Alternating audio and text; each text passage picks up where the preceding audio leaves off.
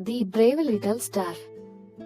ಭೂಮಿಯ ಮೇಲೆ ಎತ್ತರದಲ್ಲಿ ವಿಶಾಲವಾದ ರಾತ್ರಿ ಆಕಾಶದಲ್ಲಿ ಅನೇಕ ನಕ್ಷತ್ರಗಳು ವಾಸಿಸುತ್ತಿದ್ದವು.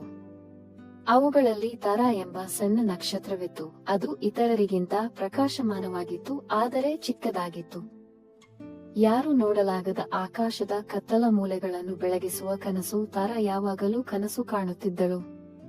ನಾನು ಒಂದಿನ ಆಕಾಶದ ಎಲ್ಲ ಕತ್ತಲೆಯನ್ನು ಓಡಿಸುವೆ.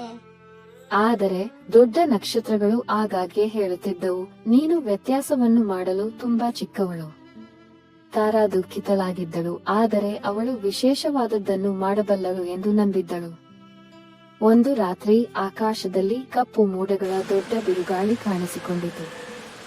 ಮೋಡಗಳು ಇಡೀ ಆಕಾಶವನ್ನು ಆವರಿಸಿದವು ಮತ್ತು ಭೂಮಿಯು ಕತ್ತಲೆಯಲ್ಲಿ ಮುಳುಗಿತು.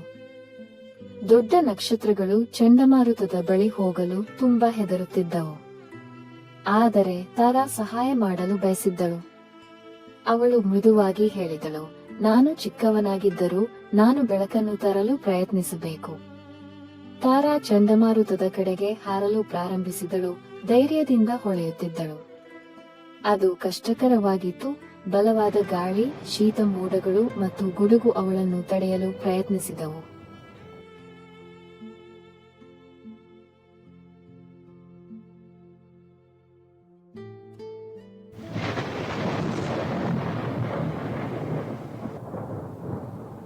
ದಾರಿಯುದ್ದಕ್ಕೂ ಅವಳು ಲುಮಿ ಎಂಬ ಸಣ್ಣ ಚಂದ್ರನ ಕಿರಣವನ್ನು ಭೇಟಿಯಾದಳು. ಅದು ಅವಳೊಂದಿಗೆ ಈ ಕಾರ್ಯಾಚರಣೆಯಲ್ಲಿ ಸೇರಿಕೊಂಡಿತು. ಒಟ್ಟಿಗೆ ಅವರು ಕತ್ತಲೆಯನ್ನು ಎದುರಿಸಿದರು ಮತ್ತು ಪರಸ್ಪರ ಪ್ರೋತ್ಸಾಹಿಸಿದರು. ನಾವು ಇದನ್ನು ಮಾಡಬಹುದು. ತಾರಾ ಚಂಡಮಾರುತದ ದಟ್ಟವಾದ ಭಾಗವನ್ನು ತಲುಪಿದಾಗ ಅವಳು ತನ್ನ ಎಲ್ಲಾ ಬೆಳಕಿನ ಶಕ್ತಿಯನ್ನು ಕೇಂದ್ರೀಕರಿಸಿದಳು. ತಾರಾ ಮತ್ತು ಲುಮಿಯಿಂದ ಸೌಮ್ಯವಾದ ಹೊಳಪು ಹರಡಲು ಪ್ರಾರಂಭಿಸಿತು.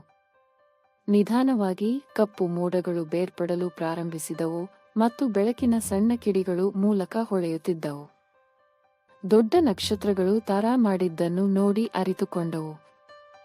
ಚಿಕ್ಕ ನಕ್ಷತ್ರ ಕೂಡ ಕತ್ತಲೆಯ ರಾತ್ರಿಯನ್ನು ಬೆಳಗಿಸಬಹುದು.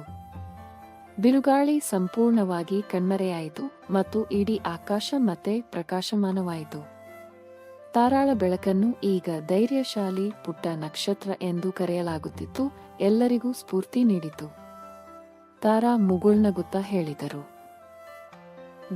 ಧೈರ್ಯ ಮತ್ತು ನಿಮ್ಮ ಮೇಲಿನ ನಂಬಿಕೆಯೇ ಜಗತ್ತನ್ನು ಬೆಳಗಿಸುವ ನಿಜವಾದ ಬೆಳಕು.